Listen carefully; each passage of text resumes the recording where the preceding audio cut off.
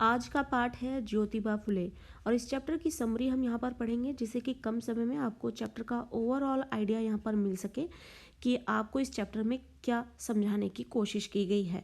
Chapter की line to line explanation already आपको channel पर मिल जाएगी जिसे आप अच्छे से पढ़कर समझ सकते हैं। और अगर आपने उसे पढ़ लिया है, समझ लिया है, तो ये सेशन आपको जो है रिवीजन का भी काम करा सकता है, तो आप इसे रिवीजन के लिए भी यूज़ कर सकते हैं। तो चलिए शुरू करते हैं, पाठ की समरी को पढ़ने की और समझने की पूरी कोशिश करते हैं। प्रस्तुत पाठ ज्योतिबा फुले में ज्योतिबा और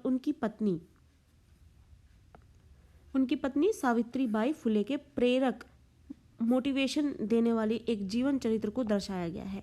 ज्योतिबा फुले और उनकी पत्नी सावित्रीबाई फुले को हम चैप्टर के जरिए, अगर आप चैप्टर को अच्छे से पढ़ चुके होंगे तो आपको पता होगा कि ज्योतिबा फुले ने किस तरीके से उनकी पत्नी को भी पढ़ाया लिखाया और उनको इस लायक बनाया कि वो उनके कंधे से कंधे मिलाकर जो है वो समाज कार्य जो ज्योतिबा फुले करते रहे हैं उसमें उनकी पत्नी ने भी कितना साथ दिया है। ज्योतिबा फुले एक समाज सुधारक हैं जो कि ब्राह्मण वाद होने की वजह से किस तरीके से समाज में जातिवाद होने की वजह से किस तरीके से उनका उस लिस्ट में नाम नहीं आता, ये सब कुछ पाठ में ही बताया गया है। तो ज्योतिबा फुले और उनकी पत्नी सावित्रीबाई फुले के प्रेरक जीवन को यहाँ पर दर्शाया गया है। शिक्षा का सभी जाति वर्ग वर्ण पर समान अधिकार होता है। हम सभी को पता है शिक्षा के मामले में कोई भेदभाव नहीं होता, कोई ना जाति ना वर्ग ना वर्ण, हर किसी को शिक्षा का अधिकार है। और उसके लिए फुले दंपति किसे कहा जाता है? सावित्रीबाई फुले और ज्योतिबा फुले, इन दोनों पति पत्नी को फुले दंपति कहा जाता है। उन्होंने जो संघर्ष किया है उनकी लाइफ में भी काफ़ी स्ट्रगल रहा है। ज्योतिबा फुले ने अगर अपनी पत्नी को पढ़ाया लिखा है, ये कोई आसान काम नहीं है। किसी भी स्त्री को उस समय की, जिस समय की बात हो रही है, ज्योतिबा फुले ने अपने समय में एक अपनी पत्नी को पढ़ाया लिखा है तो समाज की दूर छोड़िए, घर वाले भी जो है आपके खिलाफ हो जाते हैं। तो पहला स्टेप घर से ही उनका उठा है। उसके बाद समाज में उन्होंने स्त्रियों को पढ़ाने के लिए कितना कोशिश की है और समाज ने उनको किस तरीके से प्रताड़ित करने की कोशिश की है वो भी हमने पाठ में पढ़ा है और यही उनका संघर्ष रहा है।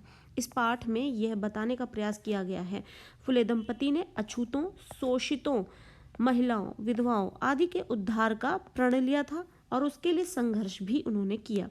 इन दोनों ने उस समय में प्रचलित सामाजिक विषमताओं, रूढ़ियों का विरोध किया और फिर समाज के निचले वर्ग के अधिकारों के लिए लड़ाई लड़ी।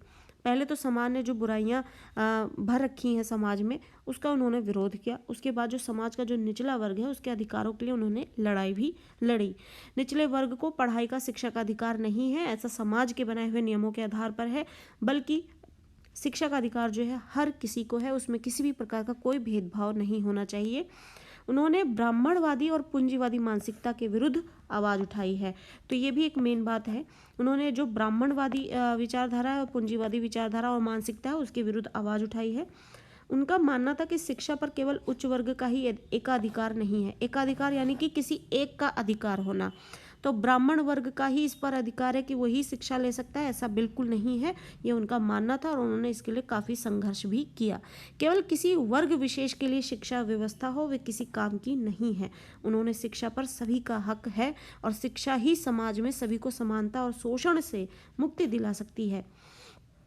ये तो आप अगर पर्सनल तौर पे भी समझें तो आप कई बार देखते होंगे कि आप अगर पढ़े लिखे हैं, अच्छा अर्न कर रहे हैं तो आपको अच्छी इज्जत मिलती है, समानता, आप जो बोलते हैं आपकी बातों को वैल्यू की जाती है। वही काम शिक्षा भी करती है। अगर आप शिक्षित हैं तो समाज में आपको समानता का भाव मिलेगा। शोषण से आपका कोई शोषण एक्सप्लॉइट नहीं कर पाएगा, आपको उससे मुक्ति मिलेगी। इस बात पर उन्होंने बल दिया। उनका मुख्य रूप से इस बात पर बल रहा है कि समाज में स्त्री व पुरुष बराबर हैं और पुरुषों की भांति ही स्त्रियों को भी शिक्षा प्राप्त करने का बराबर का अधिकार है। इस बात के लिए दोनों दंपति को समाज का तिरस्कार भी सहना पड़ा और विरोध भी सहना पड़ा।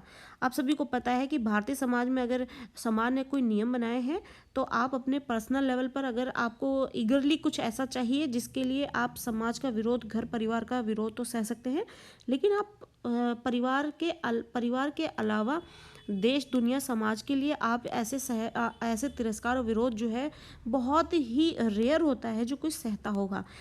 जो फुले दंपति हैं उन्होंने अपने लिए नहीं बल्कि समाज के लिए जो वो करना चाहते थे, उन्होंने समाज के अन्य लोगों के लिए जो तिरस्कृत हैं उनके लिए ये तिरस्कार समाज से ही सहा। जिनके लिए वो काम कर रहे हैं उन्हीं से ही ये तिरस्कार भी सहना पड़ रहा है और विरोध भी सहना पड़ रहा है। आपने कई बार देखा होगा कि हम लोग कुछ कर रहे हैं और जिसके फ़ायदे के लिए कुछ कर रहे हैं, अगर वो ही हमें नहीं समझ रहा है तो हम कई बार गुस्से में आ जाते हैं कि जिसके फ़ायदे के लिए बात कर रहे हैं या उसके लिए इतनी कोशिश कर रहे हैं वही हमें जो है नहीं समझ रहा है, तो क्या फ़ायदा है। यही सिचुएशन फुले दंपति के साथ था, लेकिन उन्होंने इसको यहाँ पर गिव अप नहीं किया और वो इसी तरीके से संघर्ष करते रहे। ये पाठ उनके इसी संघर्ष की चर्चा करता है, समाज सुधार के मार्ग में आने वाली बाधाओं की चर्चा करता है, करने की कहानी को भी बताता हुआ नजर आता है। लेखिका द्वारा प्रसिद्ध समाज सुधारक ज्योतिबा फुले। अब जो लेखिका है वो यहाँ के जो प्रसिद्ध समाज सुधारक ज्योतिबा फुले और उनकी पत्नी के द्वारा जो शिक्षा एवं सामाजिक क्षेत्र में किए गए कार्यों का वर्णन है वो इस पाठ में उन्होंने किया, किंतु सामाजिक विकास के आंदोलन के 5 प्रमुख लोगों में उनका नाम नहीं लिया जाता है, क्योंकि सूची को बनाने वाला जो था वो उच्च वर्ग का प्रतिनिधि था। वो उच्च वर्ग का प्रतिनिधि है, तो इसलिए उच्च वर्ग के लोग जो है उच्च वर्ग के लोगों को ही काम को ध्यान में रखते हैं। ऐसा पाठ में हमें बताया गया है कि उस वक्त का ये माहौल था। ज्योतिबा फुले ने पूंजीवादी पुरोहितवादी मानसिकता पर खुला हमला बोला, यानी जो पूंजीवादी समाज में व्यवहार मानसिकता फैली हुई है, पुरोहितवादिता का फैली हुई है मानसिकता, उन्होंने खुलकर उस पर हमला किया, यानी उसका विरोध किया। वर्ण जाति और वर्ग व्यवस्था में निहित शामिल शोषण प्रक्रिया को एक दूसरे का पूरक बताया। उन्होंने कहा कि ये जो वर्ण जाति और वर्ग व्यवस्था में जो शोषण है वो एक दूसरे के पूरक है, ये है तो वो पूरा हो रहा है और शोषण है तो वर्ग जाति और ये इसमें भेदभाव आता है। गुलामगिरी, शेतकर, याचासूड़ में विचारों का संकलन किया गया है। उनके मत में जिस परिवार में पिता बौद्ध है, माता ईसाई है, बेटी मुसलमान है और बेटा सत्य धर्मी हो, वह परिवार आदर्श परिवार है।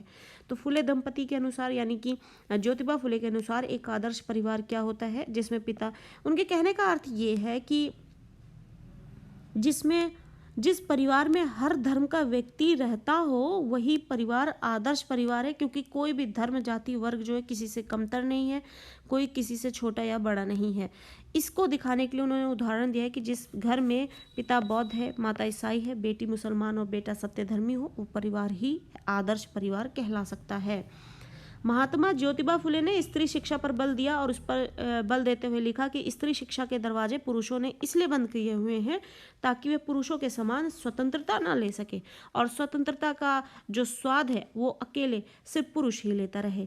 तो इस पुरुष सत्तात्मकता ने ही इस दरवाजे को बंद किया है, जिससे कि स्त्री शिक्षा लेकर वो भी अपनी स्वतंत्रता का प्रयोग ना कर ले और जो उसका समाज में एक आधिपत्य है वो ना खत्म हो जाए।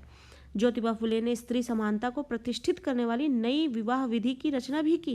अब ज्योतिबा फुले जो हैं उन्होंने इसी कामों के चलते उन्होंने एक चीज़ और भी की, विवाह विधि की जो रचना है वो बदल दी। उन्होंने अपनी इस नई विधि से ब्राह्मण का स्थान ही हटा दिया। उन्होंने पुरुष प्रधान संस्कृति समर्थक और स्त्री की गुलामगिरी सिद्ध करने वाले सारे मंत्र हटा दिए। स्त्री की गुलामगिरी कहने का अर्थ है कि जब शादी विवाह में वचन लिए जाते हैं तो उसमें सब कुछ ऐसा ही होता है कि पुरुष जैसा चाहेगा स्त्री को वैसा करना है, घर परिवार ऐसे ही चलाना है। तो ये सब उनको लगता था कि स्त्री की गुलामगिरी सिद्ध करने वाले मंत्र हैं, जिसको सभी को उन्होंने हटा दिया और सिर्फ ब्राह्मण पुरुष ही वो शादी विवाह करा सकता है। उस रचना विधि को, विवाह विधि को भी उन्होंने हटा दिया। उसके स्थान पर ऐसे मंत्र रखे जिन्हें वर वधू आसानी से समझ सके। 1888 की बात है। ज्योतिबा फुले ने महात्मा की उपाधि को लेने से ये कहकर इनकार कर दिया कि इससे मेरे संघर्ष का जो कार्य है वो बाधित होगा। 1888 में ज्योतिबा फुले ने जो भी काम किए हैं उनको जब महत्वता मिलती है तो उस महत्वता के चलते उन्हें महात्मा की संज्ञा दी जाती है, महात्मा ज्योतिबा फुले कहने के लिए। अब वो उपाधि वो लेने से मना कर देते हैं। कहते हैं कि अगर उन्होंने ये जो उपाधि स्वीकार कर लिया तो वो जो संघर्ष करने का जो जज्बा है उनमें वो ख़त्म हो जाएगा। कहीं ना कहीं ईगो आ जाती है व्यक्ति में, वो सब चीज़ें नहीं आनी चाहिए अगर आपको ये काम कंटिन्यू करना है। ज्योतिबा फुले ने इसलिए महात्मा की उपाधि लेने को इनकार कर दिया। उनकी कथनी और उनके आचरण में, यानी वो जो कहते हैं उनके आचरण में और व्यवहार में वो उतरती हुई दिखाई भी देती थी। स्त्री शिक्षा के जो समर्थक हैं ज्योतिबा ने सबसे पहले अपनी पत्नी को ही शिक्षित किया, उन्हें मराठी सिखाई, अंग्रेजी भाषा में पारंगत भी किया। उन्हें एकदम आप कह सकते हैं अंग्रेजी भाषा जो है उसमें और मराठी भाषा में उन्हें एकदम निपुण कर दिया। और जैसा कि उनकी पत्नी से संबंधित भी एक वाकया बताया गया कि उनकी पत्नी ने जो है बचपन में एक पुस्तक ली पढ़ने के लिए, जिसके लिए उनके पिता ने उनको डांटा और उसको वापस रखवा दिया।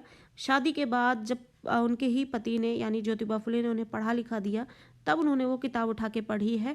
और यहाँ पर ये साबित होता है कि जो ज्योतिबा फुले सोचे हैं उन्होंने उसे कर दिखाया, और वो चीज़ की शुरुआत उन्होंने अपने घर से ही की है कि अपनी पत्नी को अच्छा शिक्षित किया और जिससे कि वो उनके साथ चल सकी। सावित्री बाई को पढ़ने की रुचि बचपन से ही थी। एक बार बचपन में लाट साहब ने उन्हें एक पुस्तक दी और घर पहुंचने पर पिता ने वह पुस्तक कूड़ेदान में फेंक दी। सावित्री बाई ने उसे छिपा कर रख दिया तथा विवाह के पश्चात शिक्षित होने पर ही उस पुस्तक को पढ़ा उन्होंने। 14 जनवरी 1848 को भारत में पहली कन्या पाठशाला की स्थापना हुई। भारत में पहली कन्या पाठशाला, पूरे भारत में पहली कन्या पाठशाला थी जो 14 जनवरी 1848 को उसकी स्थापना हुई। कहाँ पर? पुणे में, जो कि निम्न वर्ग की बालिकाओं के लिए पाठशाला खोलने के लिए ज्योतिबा फुले और सावित्री बाई को बहुत सी बाधाओं बहिष्कारों का सामना करना पड़ा। ज्योतिबा के धर्म भीरु पिता, ज्योतिबा फुले जो है उनके जो पिता हैं वो धर्म भीरु हैं, यानी कि धर्म से डरने वाले। उन्होंने भी अपने बहू बेटे को घर से निकाल दिया। समाज के चलते पिता ने भी ज्योतिबा फुले को और उनकी बहू को, और यानी कि ज्योतिबा फुले की पत्नी को घर से, बहू बेटे को निकाल दिया। सावित्री को तरह तरह से अपमानित किया जाता था, पर उन्होंने 1840 से 1890 तक 50 वर्षों तक एक प्रण होकर अपना मिशन पूरा किया और 50 सालों तक कंटिन्यू उन्होंने अपने ये संघर्ष को निरंतर ऐसे जारी रखा और इस पर काम किया। उन्होंने मिशनरी महिलाओं की तरह किसानों और अछूतों की झुग्गी झोपड़ी में जाकर काम किया। वे दलितों और शोषितों के हक में खड़े हो गए। महात्मा फुले और सावित्री बाई का अपने लक्ष्य के प्रति समर्पित जीवन एक मिसाल बन जाता है इस तरीके से। आई होप कि आपको ये जो समरी सेशन है उस चैप्टर से रिलेटेड बहुत अच्छी तरीके से समझ में आया होगा, आपको बहुत हेल्प कर रहा होगा इस चैप्टर को समझने में। अगर आपको हेल्प किया है तो ज़रूर इसे लाइक करें, शेयर करें, ज़्यादा से ज़्यादा सब्सक्राइब करें और शेयर भी करें, जिससे कि हर कोई इस चैप्टर को अच्छी तरीके से समझ सके और एग्ज़ाम पर्पज़ से उनकी एक अच्छी प्रिपरेशन हो सके और वो उनके लिए कंटेंट यूज़फुल रह सके। तो चैनल के साथ यूं ही बने रहें जिससे कि आपको